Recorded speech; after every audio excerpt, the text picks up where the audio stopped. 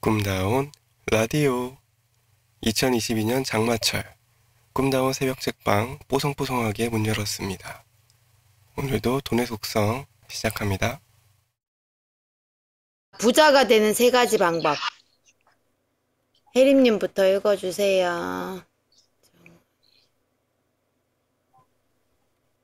부자가 되는 방법은 3가지밖에 없다. 상속을 받거나, 복권에 당첨되거나, 사업에 성공하는 것이다. 부모가 부자가 아니라면 이 중에 가장 쉬운 것이 사업에 성공하는 것이다. 복권 당첨 비율은 사업 성공 비율보다 훨씬 낮다. 설령 당첨돼도 돈의 성질이 너무 나빠서 오래도록 부자로 살 확률이 거의 없다. 남은 건 사업인데 사업에 성공하는 방법은 2가지다. 첫째는 내가 직접 창업을 하는 것이다. 창업은 피를 짜고 뼈를 깎아내는 고통을 참을 용기로 모든 것을 걸고 죽기 살기를 해야 겨우 성공할 수 있다. 성공 이후에도 이를 지키기 위해 한순간도 방심하면 안 된다. 아이디어를 찾아 회사를 설립하고 자본을 구하고 노동과 관리를 병행해야 한다. 소비자에게 인정받기란 결코 쉬운 일이 아니다.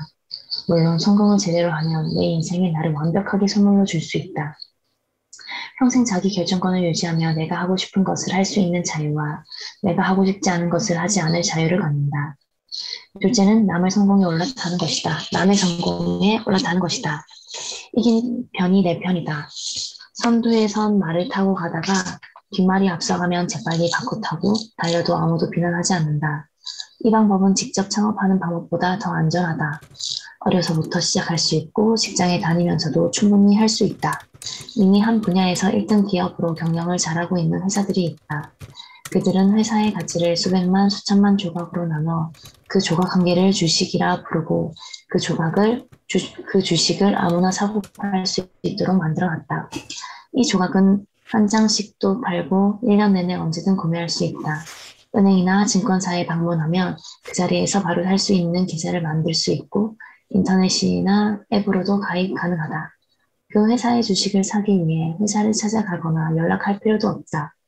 금융사들이 대부분 이 거래를 대행하고 있기 때문이다. 이런 회사의 주식을 갖고 있으면 회사가 커질수록 주식 가치가 올라가고 해마다 혹은 분기마다 이익을 분배해서 나눠주기도 한다. 잘 나가는 기업, 능력이 좋은 경영자를 찾아 그 회사의 주식을 사서 모으는 일은 직접 경영하는 것보다 훨씬. 하지만 여기서부터 조심하고 노력해야 되는 일이 있다. 주식을 사서 오르면 팔 생각을 버려야 한다. 주식은 파는 것이 아니라 살 뿐이라는 생각을 가져야 한다. 내가 산 주식이 사자마자 빨리 오르면 좋은 일이 아니다. 오래 천천히 길게 올라야 한다. 그래야 내가 돈을 더 모아서 그 좋은 주식을 더 가질 수 있기 때문이다. 배당이 나오는 주식이라면 평생 팔지 않아도 된다. 만약 당신이 그 회사의 창업주고 경영자라면 그 회사 주식을 사고 팔 일이 없을 것이다. 단 한 주만 갖고 있어도 당신은 사주다. 그러니 사주의 마음을 갖고 회사를 공부하고 살펴야 한다. 대표이사, 즉 회사의 사장은 주주들이 경영을 맡긴 고용자다. 그 고용인이 회사를 잘못 운영하거나 회사의 본질 자체가 훼손되지 않는 한 주식은 파는 것이 아니다. 그리고 회사의 경영자처럼 그 회사의 연간 보고서, 사업 보고서, 재무제표를 읽고 이해하고 그 회사가 만드는 제품에 대한 소비자의 반응과 평가에 사장처럼 똑같이 귀를 기울여야 한다. 이렇게 자세히 이야기해도 실제 행동으로 실천할 사람이 많지 않을 것이다. 좋은 회사를 어떻게 찾는지 모르겠고 생각보다 어려운 경제 용어가 길을 막기 때문이다. 만약 독자 여러분의 연령층이 중고등학생 이상이라면 지금부터 내가 제안하는 방법을 따라서 시도해 보기를 바란다. 일단 자신이 가장 관심 있는 분야에서 제일 잘 나가는 회사를 찾는다. 해당 업계에서 시가총액이 가장 큰 회사를 고르면 된다. 분야 1등은 아주 중요하다. 1등은 대체로 망하지 않으며 시장에 위기가 생기면 대마불사. 쫓기는 대마가 위태롭게 보여도 필경 살 길이 생겨 죽지 않는다는 격언으로 오히려 업계를 장악하기도 하고 가격 결정권을 갖고 있다. 업계 1등 기업을 잘 골라 형편에 따라 매달 한 장 이상씩 주식을 구매하라. 구매한다는 그 자체가 중요하다. 주식을 사놓지 않고 공부하는 것과 주식을 보유한 상태에서 공부하는 것은 완전히 다르다. 사업을 바라보는 눈 자체가 달라진다. 일단 단 한 주라도 가지면 해당 기업 관련 뉴스나 업계 정보가 눈에 들어오고 경제 용어가 저절로 이해된다. 그렇게 1년간 꾸준히 모으기 바란다. 주식이 떨어져도 괜찮다. 떨어지면 싼 가격에 더 살 수 있는 것이고 올라가면 오르는 대로 좋다. 걱정할 것은 오히려 너무 빨리 오르는 것이다. 네, 감사합니다. 반복해서 얘기하지만 가장 빨리 부자가 되는 방법은 천천히 부자가 되는 것이다. 결과적으로 빨리 부자가 되려고 마음먹은 사람은 주변의 다른 사람만 부자가 되게 도울 뿐이다. 이렇게 5년, 10년 꾸준히 주식을 모으다 보면 점차 여러분도 사업가가 되어갈 것이다. 그 회사의 주주총회도 가서 대표 직원의 사업 보고도 받고 그 회사의 로고가 박힌 수건도 하나 얻어온다. 내 회사인이 그 회사에서 나오는 제품도 사용하고 주변에 소개도 한다. 제품 하나하나 팔릴 때마다 그중 몇백만 분의 1은 내 것이라는 마음으로 회사를 살펴라. 당신이 사주이기 때문이다. 주주는 사주다. 그렇게 기업가 마음을 가지면 업계 전체를 바라보는 눈이 생기고 산업을 이해하게 되고 국가 경제 및 국가 간의 이해 충돌 및 금융시장 전체에도 관심을 갖게 된다. 또한 이는 정치와도 연결되어 있으니 당신의 철학과 사업의 이해관계를 대변하는 정당을 골라 투표를 함으로써 사회 참여가 가능해진다. 일찍 시작할수록 더 좋다. 만약 10대나 20대부터 이렇게 산업을 보는 눈을 키워가면서 직장생활 중에도 끊임없이 투자를 이어간다면 40세 정도면 자본이 근로소득을 앞서는 날이 올 것이다. 동료들은 그때부터 꺾이겠지만 당신은 자유를 얻는 부자가 되어 있을 것이다. 젊은 시절의 나에게 이렇게 이야기해주는 사람이 얼마나 필요했는가를 되돌아보면 아찔하다. 그러니 당신은 오늘부터 당장 좋은 회사의 주식을 하나 사서 시작하기 바란다. 거기 밑에 보면 200세 보증판 메시지 가장- 제가 지금 보냈거든요. 어디요? 궁여화면에요? 네. 가장 빨리 부자가 되는 방법은 아. 빨리 부자가 되려는 마음을 버리는 것이라는 내용에 많은 독자들이 감동을 받았다. 그러나 독자들이 가장 뜻깊게 받아들인 이 문장은 그들이 가장 이해하지 못한 문장이기도 했다. 책이 발간된 후 제일 많이 인용된 문장이지만 이를 이해하지 못하는 독자들에게 여전히 빨리 부자가 되기 위해 투자 종목이나 투자 시기를 잘 묻는 연락이 왔다. 같은 문자를 읽고도 여전히 배우고 못 배우는 사람은 여전히 이해하지 못한다는 것이 가장 안타까웠다. 돈을 모으지 못하는 이유, 돈을 모으지 못하는 사람의 가장 많은 핑계거리는 소득이 적어서 쓸 돈도 모자란다는 것이다. 하지만 쓸 돈이 모자라게 된 이유는 미래 소득을 가져다 현재에 써버렸기 때문이다. 이 현재가 시간이 흐르면서 과거로 쌓이며 중국의 현재와 과거 둘 모두 책임져야 하는 상태가 돼버린 것이다. 상황을 이렇게 만들어 놓은 장본인은 자기 자신이다. 쓸 때는 많은데 수입은 적고 그나마 남은 돈도 투자하기엔 너무 적은 돈이라 생각해서 전혀 모으지 못하는 사람이 있다. 그러나 이런 사람은 급여가 많아져도 결국 똑같은 말을 한다. 소득이 늘어난 만큼 소비도 더 많아지고 미래소득, 즉 카드를 여전히 사용한다. 급여가 아주 많거나 사업으로 큰 돈을 벌어도 여전히 똑같은 사람이 많은 것을 보면 이건 수입 규모가 아니라 생활태도의 문제다. 네, 감사합니다. 음식과 주거가 해결되지 못할 정도로 가난한 상태가 아니라면 누구든 저축을 하고 재산을 모아 투자도 해서 부자가 될 수 있다. 단언컨대 신용카드를 사용하는 사람, 물건을 부주의하게 매번 잃어버리는 사람, 작은 돈을 우습게 아는 사람, 저축을 하지 않는 사람, 투자에 대해 이해가 없는 사람은 절대 부자가 되지 못한다. 부는 그런 사람에게 우연히 들렀어도 순식간에 돌아서서 나온다. 절대로 미래의 소득을 가져다 현재에 쓰면 안 된다. 신용카드를 잘라버리고 직불카드를 사용해야 한다. 신용카드사에서 주는 포인트는 잊어버려라. 그건 신용카드사가 그냥 선물로 주는 것이 아니다. 포인트의 핵심은 더 사용하기와 포인트 수집용 구매다. 포인트를 모은다는 장점을 이용해서 필요 없는 소비를 늘리고 포인트를 얻기 위해 구매하는 방식으로 소비자를 현혹한다. 이는 마치 달걀을 얻기 위해 암탉을 죽이는 것과 같다. 지금 당장 현금이 없어도 미래소득으로 구매가 가능하다는 이유로 그깟 몇 프로 안 되는 포인트를 적립받기 위해 소비의 경계를 무너뜨리고 만다. 이때 가장 흔한 변명은 어차피 사야 할 물건이니 포인트를 얻으면 영리한 것 아니냐는 논리다. 그러나 이 논리가 맞다면 카드사는 포인트 적립 시스템을 이미 없애버렸을 것이다.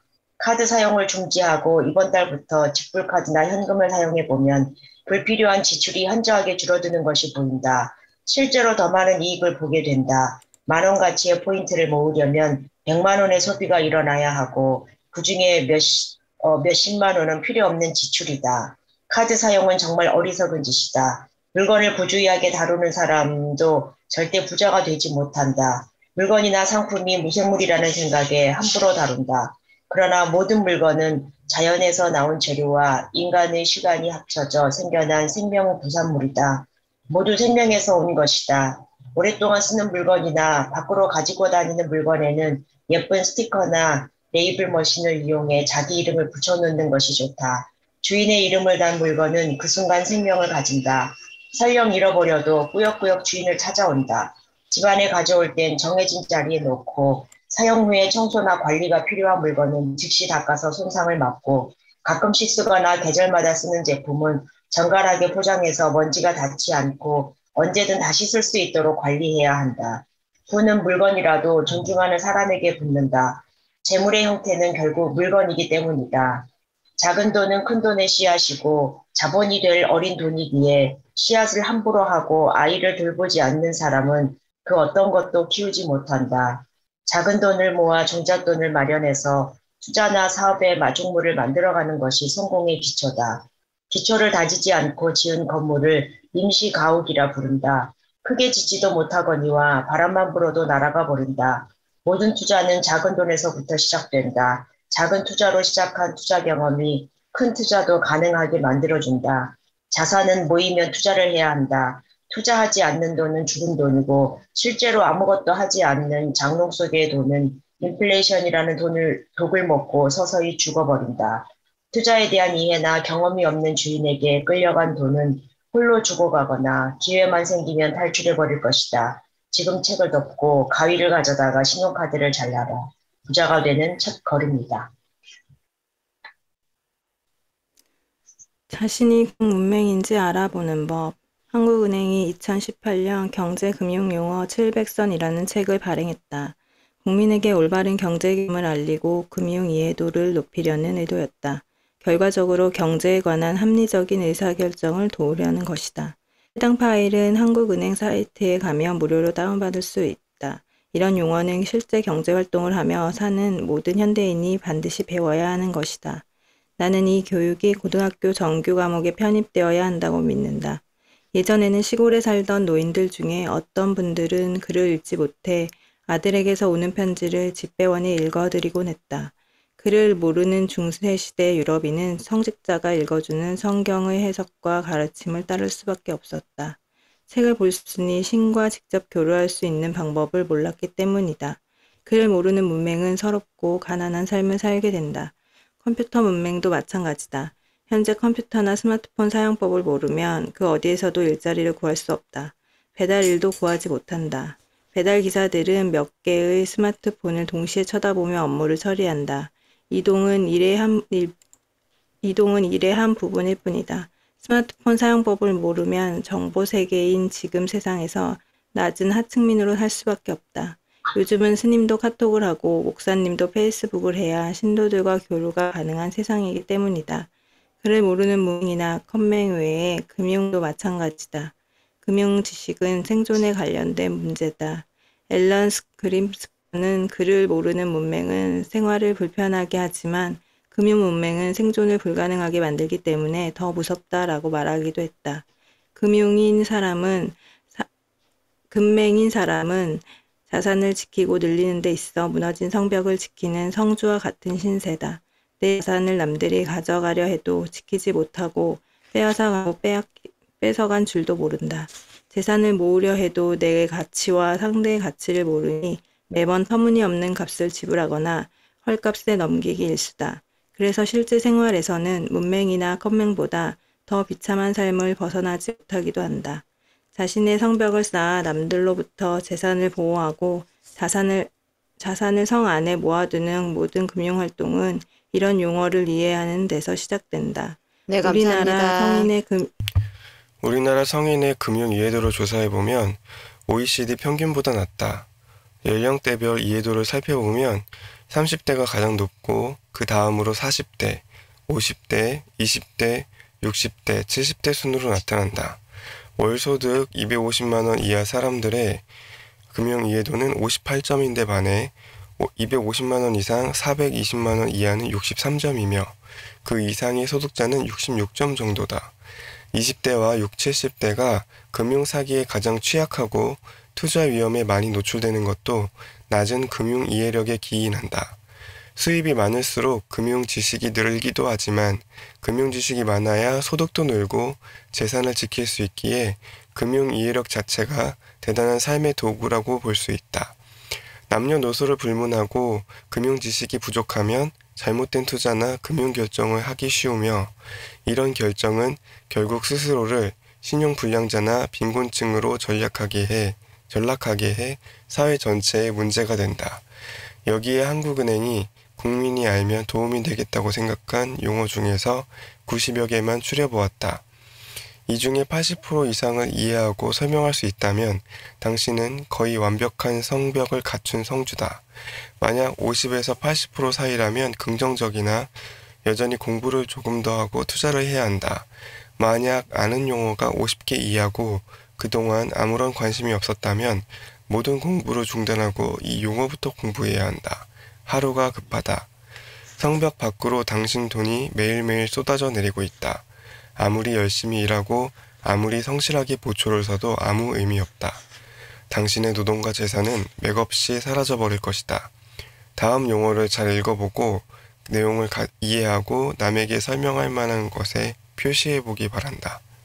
가상금리, 경기동향지수, 경상수지, 고용률, 고정금리, 고통지수, 골드락스 경제, 공공재, 공급 탄력성, 공매도, 국가신용등급, 국채, 근본위제, 금산분리, 기업공개, 기준금리, 기축통화, 기회비용, 낙수효과, 단기금융시장, 대외의존도, 대체재, 더블딥, 디커플링, 디플레이션, 레버리지 효과, 만기수익률, 마이크로크레딧, 매몰비용, 명목금리, 무디스, 물가지수, 뮤추얼펀드, 뱅크런, 배블런 효과, 변동금리, 보호무역주의, 본원통화, 부가가치, 부채담보부증권, 부채비율, 분수효과, 빅맥지수, 상장지수펀드, 서킷브레이커, 선물거래, 소득주도 성장, 수요 탄력성, 스왑, 스톡옵션, 시니어리지, 신용경색, 신주인 인수권 부사채, 실질임금, 에그플레이션, 양도성 예금 증서, 양적 완화정책, 어음관리계좌, 연방준비제도, 연방준비은행, 엥겔의 법칙, 영모기지론, 예대율, 옵션, 외환 보유액, 워크아웃, 원금 리스크, 유동성, 이중통화채, 자기자본 비율, 자발적 실업, 장단기 금리차, 장외시장, 전환사채, 정크본드, 제로금리 정책, 주가 수익률, 주가지수, 조세부담률, 주당 순이익, 중앙은행, 증거금, 지주회사, 추심, 치킨게임, 카르텔,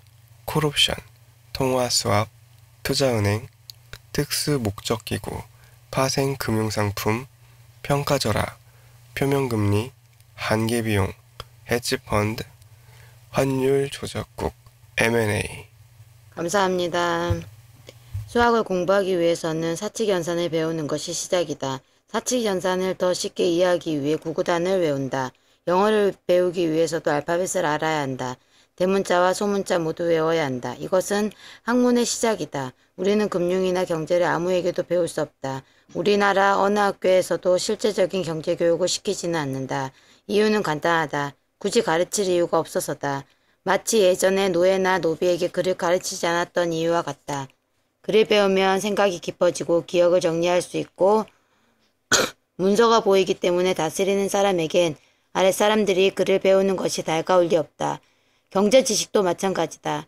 경제적 지식이 많은 사람은 자산가들의 위치를 위협한다. 온갖 투자 계약이 노출되고 주식거래나 은행거래에서 우위에 설 수 없게 된다. 그러나 나는 한국의 중산층이 두터워질수록 국가의 안전망이 확대되며 건전한 사회로 발전한다고 믿는다. 나는 부자가 되고 남들은 가난하면 좋을 것 같지만 그런 나라는 정치와 사회 안전망이 무너져 결국 그 위험을 상위 그룹 사람들이 떠안게 된다. 그러므로 가장 좋은 나라는 중산층이 두터운 나라. 누구나 열심히 노력하면 중산층이 될 수 있고 더 큰 부자가 많이 나타나는 나라다. 그러기 위해서는 첫 번째로 해야 할 일은 고등학교 때부터 실물 경제 교육을 시키고 경제 용어를 가르치는 일이다. 교과 과정을 통해 용어만 가르쳐도 수많은 부자가 나올 수 있다. 현재 학교에서 배우는 것 중에 경제활동에 도움이 될 만한 교육은 회계학이 될 수도 있다. 회계학이 유일할 정도다. 경제학은 개인 경제생활에 전혀 도움이 되지 않는다. 경제 용어만 공부해도 젊은이들이 함부로 부채를 만들지 않을 것이며 수입의 일부를 주식이나 채권에 투자하면서 기업가 정신을 배우고 재산의 형성 과정에 참여해 나가며 자긍심이 가득한 존경받는 부자가 될 것이다.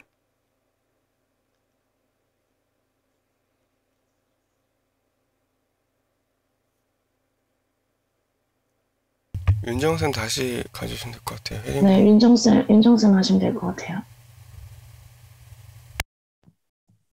어디지 모르겠다. 나는 한국의 모든 국민이 위에 열거된 용어를 이해하는 나라가 되면 얼마나 멋질까 상상하며 웃는다.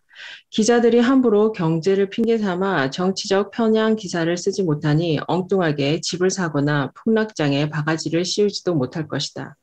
모든 배움의 시작은 용어 이해부터이다. 금융 용어를 온 국민이 이해하면 어떤 정치가도 국민을 함부로 하지 못하며 부도덕한 사업가가 설 자리는 점점 줄어들 것이다. 금융 지식은 생존에 관련된 문제다. 고등학교 교과 과목에 금융교육이라는 과목이 생겨 은퇴한 은행, 금융권 지점장들이 모두 선생님이 되는 날을 상상해 본다. 다행히 돈의 속성이 출간된 후 한국은행이 경제금융용어 700선을 단행본으로 다시 출간해 주었다. 일부 독자들은 매일 자신의 SNS에 하루에 한 단어씩 올려가며 공부를 하는 등 이 글의 긍정적 효과가 눈에 띄었다. 이미 이런 필요를 느꼈던 경제금융 전문가와 경제 유튜버들은 협력하여 청와대 홈페이지에 중고등학생 교과 과정에 금융 공부를 넣어달라는 청원을 넣기도 했고 최근 유력 대선 후보는 선거 공약으로 학생들에게 금융 공부를 시키겠다고 약속하기도 했다. 이러한 모든 과정들이 결국 대한민국이 앞으로 모든 국민 모두의 자산 안정성과 성장을 이룰 수 있는 중요한 계기가 될 것이라 믿는다. 만약 대한민국이 금융정부가 가장 잘된 나라가 된다면 다행히 가장 잘 사는 나라 중에 하나가 될 것이다. 질 높은 경제적 수준의 선진국이 돼 있다는 뜻이기 때문이다. 네, 감사합니다. 주식으로 수익을 내는 사람들의 세 가지 특징. 주식으로 수익을 내는 사람보다 손해를 보는 사람이 더 많아 보인다. 아마 사실일 것이다. 모든 자산 시장에서 패자가 승자보다 많은 건 보편적 특징이다. 그렇기 때문에 부자는 적고 가난한 사람은 많다. 특히 주식시장에서 패자가 많은 이유는 시장 진입이 자유롭고 적은 금액으로도 투자가 가능한 까닭이다. 사람들은 해마다 불경기라 하지만 2020년 3월 폭락장에 한국증권사의 주식을 매수하기 위한 예탁금은 최근 20년 사이 사상 최고의 규모였다. 2월 말에 31조 원 정도 들어와 있던 것이 3월 말에 41조 원이 되며 10조 원 이상 늘어났다. 한국 연간 총 예산의 10%에 육박하며 서울 아파트 평균 가격 8억 2천만 원 기준으로 5천 채나 살 수 있는 돈이다. 한국인 평균 가구 자산이 4억 원 정도인데 평균 가구 10만 가구의 전 재산과 맞먹는 규모의 돈이 주식을 사겠다고 대기 중이란 뜻이다. 그러나 이 자본들이 모두 수익을 내고 나가지는 못한다. 그들 중에 많은 사람은 손실을 볼 것이고 일부만이 많은 수익을 만들어낼 것이다. 이들 중 손실을 보는 사람들의 특징은 다음과 같다. 첫째, 그냥 따라 들어왔다. 둘째, 무엇을 살지 계획이 없다. 셋째, 돈의 힘이 약하다. 참 이상한 건 재산을 모을 때는 자식같이 아끼고 살피며 모으면서 투자할 때는 가이드, 단체, 관광이라도 간 것처럼 따라다닌다는 점이다. 피같이 벌어서 물같이 쓰는 셈 아닌가? 남들이 주식시장에 100년 만에 온 기회라니까 단숨에 있는 돈 없는 돈 다 모아서 한시가 급하게 덜렁 보내놓고 본다. 불과 한 달 전만 해도 전혀 생각지도 않았던 주식에 겁없이 거액을 들어보낸 것이다. 그럼에도 계획도 없고 공부도 없다. 경제방송에서 배당주에 국민주라는 소리 들은 것이 전부인데 그 말에 전 재산을 집어넣으려고 하루 이틀도 못 기다리고 안달이다. 남의 집 개 사료 고르는 것보다 성의 없다. 그렇게 하루 만에 혹은 한두 시간 만에 종목을 결정한 사람이라면 누군가 한두 마디 하면 바로 나올 것이다. 이런 사람은 조금만 가격이 올라도 1년치 은행 이자를 벌었다며 좋아하다가 그 주식이 더 올라가면 기다리다 마지못해 따라붙지만 다시 조금만 내려와도 무서워서 손해를 보고 나온다. 애초에 마음은 판 가격보다 떨어지면 사겠다는 심사지만 막상 떨어지면 사지도 못한다. 네, 감사합니다.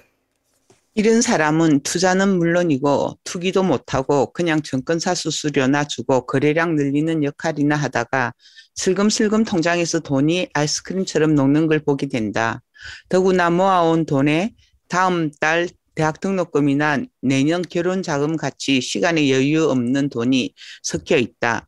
빌린 돈으로 주식을 하는가 하며 심지어 두세 배의 레버리지를 써서 상품을 사기도 한다. 목 뒤에 칼을 든 협박범과 같이 일하는 것이다. 이런 돈이 섞여 있으면 멀쩡한 돈도 같이 상해버린다. 고구마 상자 안에 썩은 고구마 하나만 있어도 냄새가 나듯 상자 안의 모든 고구마가 걱정이 된다. 그러니 자칭 주변 전문가들에게 저항선에서 기술적 반등이 일어날 것 같은가? 내일 주식이 오를 것 같은가? 라는 바보 같은 질문을 하고 바보 같은 대답을 듣는다. 급하기 때문이다. 그러나 주식시장은 이렇게 상대하는 사람은 결코 주식에서 돈을 벌 수 없다.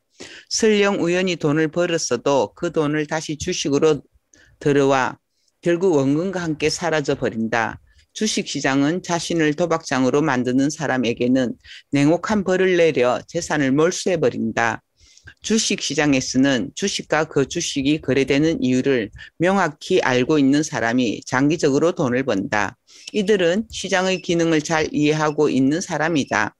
주식을 발행하는 이유는 회사를 만드는데 혼자 자금을 마련하지 못하니 여러 사람이 나눠서 두 자금을 모으기 위함이고 주식은 그 투자 금액에 따라 배분하겠다는 약속의 정서다. 처음엔 이 정서가 단순한 분배 가치를 정한 종이일 뿐이지만 중간에 이 종이에 적힌 권리를 사고 팔려는 사람들이 생겨난다. 사고 파는 사람이 많아지자 한 곳에서 정해진 시간에 거래할 수 있도록 만드는 게 정권거래소다. 첫 정권거래소, 네덜란드 동인도 회사, 즉 공동투자로 회사를 만들고 주식을 배분받고 회사에 대한 성장, 기대가 각기 다른 사람들이 중간에 이 권리를 사고 파는 것이다. 따라서 주식 투자에서 성공하는 사람들은 크게 세 가지의 특징을 갖고 있다. 네, 감사합니다. 첫째, 자신을 경영자로 생각한다. 투자금을 모아 함께 회사를 만든다고 생각하기에 회사의 본질을 잘 이해하려 든다. 무슨 회사인지 무엇을 할 것인지 어떻게 운영하는지 잘 이해하고 있다. 회계장부와 연간보고서를 꼼꼼히 살핀다. 경영자와 같은 마음으로 시장에서의 회사 역할을 이해한다. 이렇게 자신만의 회사를 머릿속에 만들어 놓으면 다른 사람들의 평가나 걱정에 마음이 흔들리지 않는다. 만약 내가 회사를 직접 경영하고 있는 사장이라면 태도를 유지한다. 들어갈 때도 자신만의 판단을 믿고 들어가고 떠날 때도 자신의 판단을 따라 떠날 것이니 가격 변동에 따라 쓸데없이 들락거리지도 않는다. 과일이 익으려면 시간이 지나야 한다는 것을 알기 때문이다. 둘째, 보유하고 있는 돈이 품질이 좋은 돈이다. 성공하는 사람들의 자금은 돌같이 단단하고 무겁다. 이 돈은 당장 어디로 갈 생각도 없고 오랫동안 그 자리를 차지하고 있어도 편안하다. 오히려 배당이라는 식사만 제공하면 평생 자리 잡고 살 생각도 하는 돈만 모여 있다. 당연히 결속력이 강하고 텃세나 위협에 굴복하지 않는다. 그 돈은 앉은 자리에서 주인 행세를 하기도 한다. 이익이 생길 때까지 언제든 느긋하게 기다릴 줄 안다. 셋째, 싸게 살 때까지 기다린다. 진정한 투자는 팔 때를 잘하는 것이 아니라 살 때를 잘하는 것이다. 살 때 싸게 사면 파는 건 한결 쉬워진다. 싸게 사는 것은 어려운 일이다. 더구나 좋은 주식을 싸게 사는 것은 쉽지 않다. 그래서 크게 성공할 회사를 아직 크지 않았을 때부터 골라 오래 기다리는 인내와 폭락장에서 한꺼번에 가격이 내려간 주식을 공포 속에서 사 모으는 용기를 가져야 한다. 공포가 퍼져 있을 때는 훌륭한 주식도 헐값에 살 수 있다. 이들에게 폭락이나 불경기는 오히려 호경기인 셈이다. 이런 투자들은 평생 주식시장에서 큰 기업이